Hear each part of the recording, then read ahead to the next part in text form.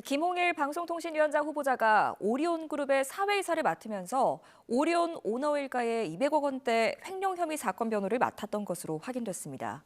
사회이사는 독립적인 위치에서 기업을 감시해야 하는 역할을 하는데 이런 사회이사가 기업의 오너로부터 수임료를 받는 변호인단에 참여했다는 점에서 이해 충돌 문제가 지적됩니다. 손효정 기자입니다.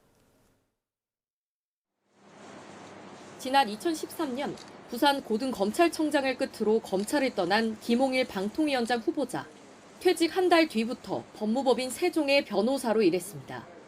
여러 그룹의 사회이사를 맡기도 했는데 2017년부터 올해 3월까지 오리온그룹의 사회이사를 역임하며 3억 넘는 급여를 받았습니다.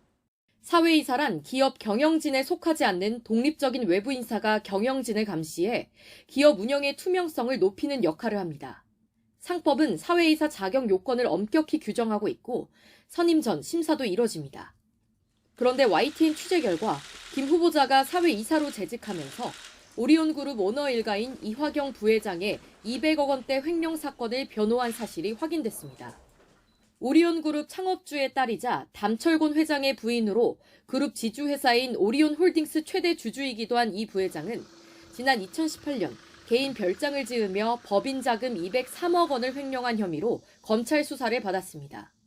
김 후보자가 국회에 제출한 답변서를 보면 당시 경찰이 신청한 이 부회장 구속영장이 검찰에서 반려됐을 때 어떤 역할을 했느냐는 질문에 변호인단의 일원으로 참여했다고 적시됐습니다.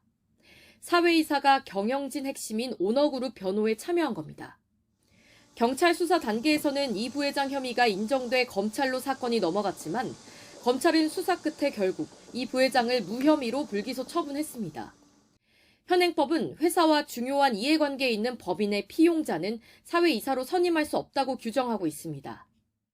그 규정의 취지 자체가 이해 충돌 소지 있는 건 하지 말라고 하는 거기 때문에 오너 일가의 변호를 하고 있는 건 적절치는 않아 보입니다.